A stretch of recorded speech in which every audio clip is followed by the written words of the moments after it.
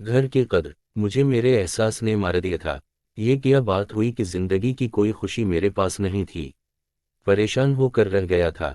دولت تو بہت دور کی بات ہے، کوئی گیسو کسی آنچل کا سہارا بھی نہیں تھا۔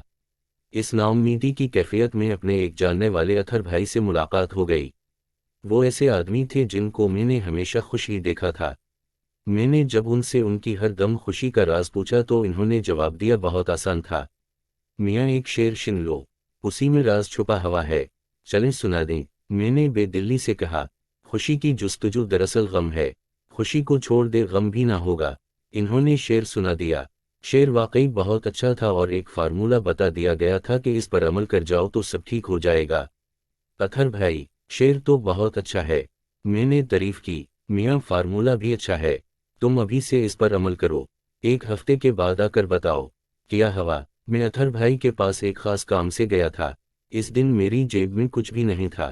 میں نے یہ سوچا تھا کہ میں اتھر صاحب سے 1000 روپے لے لوں گا، اس کے بعد وہیں سے ٹیکسی کر کے راستے سے کھانے پینے کی چیز یہ لے کر گھر واپس آ جاؤں گا، کم از کم 2 دنوں تک کا خرچ چل ہی جائے گا۔ گھر میں کوئی نہیں تھا، ابھی تک شادی نہیں ہو سکی تھی۔ اب یہ بتاؤ کہ اگر 1000 روپے مل جائیں تو تم خوش ہو جاؤ گے؟ ظاہر ہے اتھر بھائی، اس سے کئی کام نکل جائیں گے، تو بس میں تمہیں پیسے نہیں دے رہا، تم کو ابھی سے اس فارمولے پر عمل کرنا ہے۔ دیکھ لینا تم نے اس شعر کو اپنے ذہن میں اتار لیا تو پھر تمہیں کوئی غم بھی نہیں ہوگا۔ میں ان سے پیسے لیے بغیر اس شعر کی سوگات لے کر واپس آ گیا۔ گھر آ کر مجھے نفیسہ کا خیال آیا۔ میں نے نفیسہ نام کی ایک لڑکی سے محبت کی تھی جو یہ چاہتی تھی کہ میں اس کے باپ سے جا کر ملوں۔ میں نے اسے ایک شعر بھی سنایا تھا، میری حیات کی راہوں میں پیچ وخم ہے بہت می خوب سوچ لے پہلے جو میرے ساتھ چلے۔ نفیسہ کے باپ سے ملاقات کو میں ابھی تک ٹال رہا تھا لیکن اب ان سے ملنا ضروری ہو گیا تھا۔ وہ ایک اعلیٰ سرکاری آفیسر تھے، ان کے ذریعے کوئی جاب بھی ہو سکتی۔ میں نے نفیسہ کو فون کر کے کہا، میرا خیال ہے کہ میں تمہارے ابو سے جا کر مل ہی لوں۔ ہاں ہاں چلے جاؤ، اس نے کہا، میں نے ابو سے بات کی ہوئی ہے، بس ان کو تمہارے آنے کا انتظار ہے، وہ تمہارا انتظار ہی کر رہے ہیں، تم ان سے جا کر مل لو۔ نفیسہ کے والد ایک اعلیٰ سرکاری عہدیدار تھے، بہت دھاک تھی ان کی۔ ان کے پاس جاتے ہوئے جھجک یہ ہو رہی تھی لیکن نفیسہ نے مجبور کر کے مجھے ان کے دفتر بھیج دیا۔ اس نے اپنے ابو سے میرے بارے میں بات کر لی تھی۔ میں دوسرے دن بہترین ڈریسنگ کر کے ان کے پاس پہنچ گیا۔ وہ اپنی پوری شان کے ساتھ اپنے کمرے میں ہی تھے۔ آؤ صاحب زادہ آؤ، نفیسہ نے مجھے تمہارے بارے میں بتا دیا تھا۔ جی جناب، میں اس سے زیادہ کیا کہ سکتا تھا، بیٹھ جاؤ۔ انہوں نے سامنے والی کرسی کی طرف اشارہ کیا۔ میں مؤدب ہو کر سامنے بیٹھ گیا۔ زندگی میں پہلی بار ایسا انٹرویو دے رہا تھا۔ تم خدا نخواستہ میری بیٹی سے عشق تو نہیں کرنے لگے ہو؟ انہوں نے ایک ایسا سوال کیا کہ میں چکرا کر رہ گیا۔ میرا خیال ہے کہ کسی بھی باپ نے براہ راست ایسا سوال ہونے والے داماد سے بھی نہیں کیا ہوگا۔ شرمانے کی ضرورت نہیں ہے، ہاں یا نہ میں جواب دو۔ عشق کیا جناب، بس نفیسہ مجھے بہت پسند ہے، میں اسے ہر حال میں خوش رکھوں گا۔ میرا خیال ہے کہ ابھی ہماری گفتگو اتنی آگے نہیں بڑھی کہ تم خوش رکھنے یا نہ رکھنے کی بات کرو۔ انہوں نے کہا۔ میں ایک بار پھر چکرا کر رہ گیا۔ عجیب بے دھڑک انسان تھے۔ کام کیا کرتے ہو؟ انہوں نے پوچھا۔ جاب کی تلاش میں ہوں جناب۔ میں نے کہا، مجھے امید ہے کہ بہت جلد کوئی ملازمت مل ہی جائے گی۔ اور اس وقت تک کیا اپنی بیوی کو بھوکا رکھو گے؟ نہیں جناب، سوال ہی نہیں پیدا ہوتا، جو خود کھاؤں گا اس کو بھی کھلاؤں گا۔ جب تمہارے پاس خود کھانے کو نہیں ہے تو اس کو کہاں سے کھلاؤ گے؟ اس کی فکر نہ کریا، شادی کے بعد نفیسہ میرا مسئلہ ہوگی، لیکن شادی سے پہلے تک تو میرا مسئلہ ہے نا۔ اور میرا مسئلہ یہ ہے کہ میں تم جیسے ناکارہ انسان سے اپنی بیٹی کی شادی نہیں کر سکتے۔ میرے سینے پر پرچیاں ہی چل کر رہ گئیں۔ نفیسہ میرے لیے سب کچھ تھی۔ زندگی میں اب تک سوائے محرومیوں کے اور کیا ملا تھا؟ کوئی خوشی نہیں، اب وہ بھی ہاتھ سے چلی گئی تھی۔ دل چاہا کہ درواؤ دیوار سے لپٹ لپٹ کر آنسو بہاؤں۔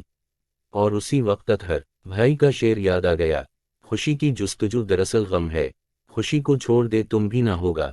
کلیجے میں ٹھنڈک کی پڑ گئی۔ نفیسہ نہیں ملتی نہ صحیح اور بھی غم ہے زمانے میں محبت کے سوا۔ میں کیوں ایک روگ پال کر بیٹھ جاؤں؟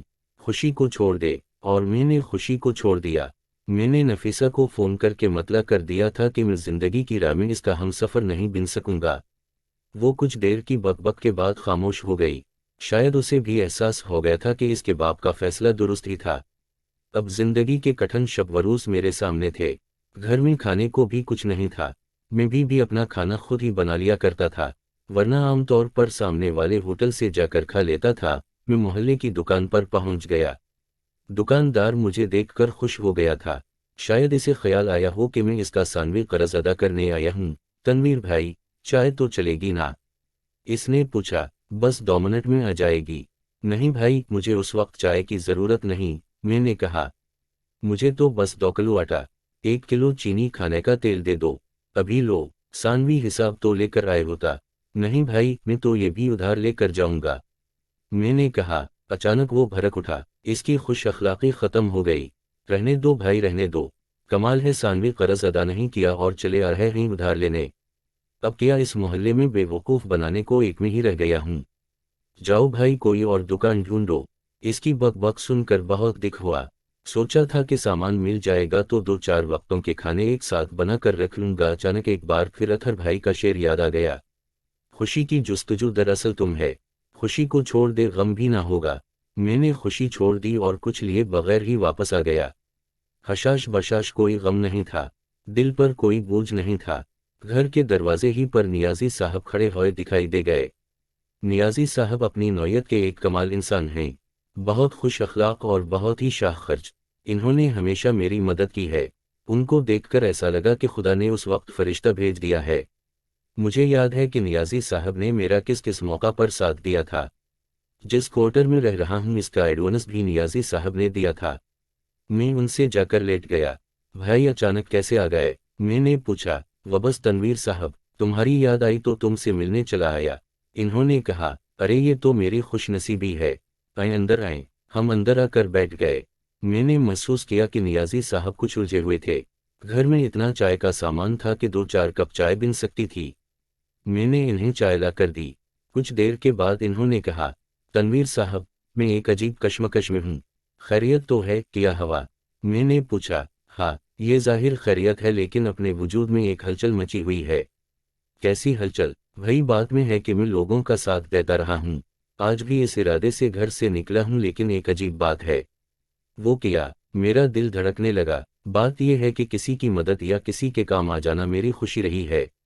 मैं एहसान तो नहीं कहता क्योंकि इसमें मेरी खुशी है, लेकिन हुआ ये कि जिनको मैंने अपने तौर पर खुशियां दी, इन्होंने गम दिए। एक कौल है कि जिस पर एहसान करो इसके शर से बचो। मैं खुशी की जुस्तजू में रहता था और ऐसी खुशी मुझे किसी के काम आकर ही मिलती थी। आज भी घर से 50,000 लेकर निकला हूँ। अरे नियाजी साहब, ये तो आपकी बड़ाई की दलील है, वरना इस जमाने में कौन किसी का साथ देता है। इन्होंने बातों बातों में मुझे एक शेर सुना दी। वाह, ये तो अच्छी बात हुई। वैसे वो शेर किया था? तनवीर साहब, यकीन करिए कि इस शेर को सुनते ही ऐसा लगा कि मेरे सर से सारे बोझ उतर गए हूँ। समझ में आ गया कि मैं कहाँ भटक रहा हूँ। वाह साहब, फिर तो बहुत मुबारक शेर हुआ। मुझे भी सुनाएं। शेर है, खुशी की जुस्तजू दरअसल गम है, खुशी को छोड़ दे गम भी ना होगा। एक बार फिर वो लानती शेर मेरे सामने आ गया था। एक बात मैं आपसे कहने आया हूँ, नियाजी साहब ने कहा। हो सकता है कि मैंने अब तक आपका साथ दिया हो, लेकिन अब मैं कुछ भी नहीं कर सकूंगा, क्योंकि इस शेर का मफहूम समझ में आ गया है। अरे नियाजी साहब, मैं बौखला कर बोला, लानत भेजें इस शेर पर, आप तो नेकी किए जाएं। नहीं तनवीर साहब, अब इस कसम की कोई नेकी मैं नहीं कर सकूंगा। इस इनकलाबी शेर ने मेरी सोच बदल दी है। मैं यही कहने हाजिर हुआ था। दिल चाहा कि या तो अपना गला घूंट लूं या इस शायर को जहर दे दूं जिसने भी शेर कहा होगा। नियाजी साहब कुछ देर बैठकर इस शेर पर लेक्चर देकर रवाना हो गए और मैं अपने खाली पीठ पर हाथ फेरता रह गया। खैर वो दिन तो किसी ना किसी तरह गुजार लिया। शाम को भूख ने जब बेताब किया तो मैं अपनी खाला के पास चला गया। वो भी उसी शहर में और मेरे घर से कुछ फासले पर रहती थीं। वो कबाब बहुत अच्छे बनाती थीं। उनके कबाब खा कर लुत्फ आ जाता था। खाला मुझे देखते ही खुश हो गईं। अरे बेटा तो बिल्कुल सही वक्त पर आया, मैंने तेरी पसंद के कबाब बनाए हैं। क्या बात है खाला आपकी। मैं खुश हो गया। खाला हो तो आप जैसी हो। मैं एक तरफ बैठ गया, सोच रहा था कि कितनी देर बाद कुछ खाने को मिलेगा। इस दौरान वही शेर मेरे कान में गूंजने लगा। खाला, मैंने आवाज लगाई। खाला, मैं जा रहा हूँ, एक काम याद आ गया है। अरे बेटा कि आप तो खाता जा। इन्हें खाला फिर से ही और मैं इस मकान से बाहर आ गया। बाहर आते ही भूख से चक्कर सा आ गया था। एक दरख्त का सहारा लेकर खड़ा हो गया। उस वक्त किसी ने मुझे आवाज दी, अरे तनवीर साहब कहाँ खड़े हैं? कैसे में असलम साहब? मैंने पूछा, क्या बताऊं, दिल में कैसी हलचल मची हुई है। खैरियत तो है ना? क्या हवा? मौसूफ शायर भी थे, मेरे पास आकर बोले, खुदा की उस वक्त कुछ और मांग लेता तो शायद भी मिल जाता। कबूलियत की घड़ी थी, लेकिन मैंने आपको मांगा और आप मिल गए। एक बहुत ज़बरदस्त गज़ल रात को कही है, एक मुशायरे में पढ़नी है, लेकिन मेरा ये दस्तूर है कि मुशायरे से पहले मैं अपने किसी दोस्त को सुनाकर दार ले लेता हूँ, ताकि कुछ हो गया हो तो वो उसला कर दे। अरे साहब मैं इस काबिल कहाँ हूँ? मैं घबरा कर बोला, शोरज़दे ये क्या बात कर दी? आप जैसा बाज़ोक और कहाँ लेगा? चलें सामने वाले होटल में बैठ जाते हैं, आप भी कहेंगे कि किस मुश्किल ज़मीन में गज़ल कही है। चलें। इन्होंने मेरा हाथ थाम लिया, अब मैं जा भी नहीं सकता था। वो मुझे अपने साथ होटल में ले आए। इन्होंने 2 चाय के ऑर्डर के साथ कुछ बिस्किट भी मंगवा लिए। उस वक्त मुझे पीठ में कुछ सहारे की शदीद ज़रूरत भी थी। बिस्किट सामने आए और उसी वक्त वो कमबख्त शेर याद आ गया। उस वक्त खाली पीठ कुछ खाना मेरे लिए बहुत ज़रूरी हो गया था, वरना मैं बेहोश ही हो जाता। लेकिन फिर वही शेर खुशी को छोड़ दे, गम भी ना होगा। इस मौका पर भी इस शेर ने मेरा पीछा नहीं छोड़ा। लें जनाब, असलम साहब ने बसिकटों की तरफ इशारा किया। आप क्यों यूं ही बैठे हैं?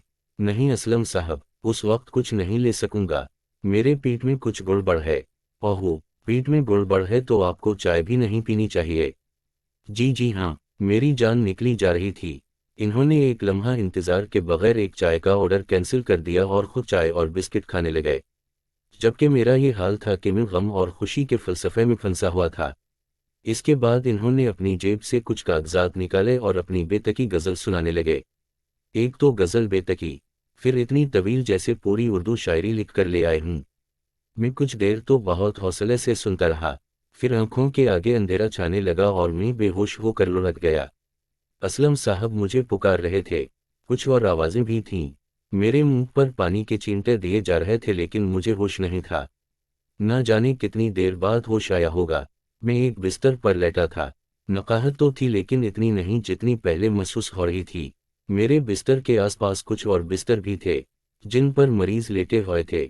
मुझे होश में देखकर एक मेहरबान सूरत की नर्स मेरे पास आ गई।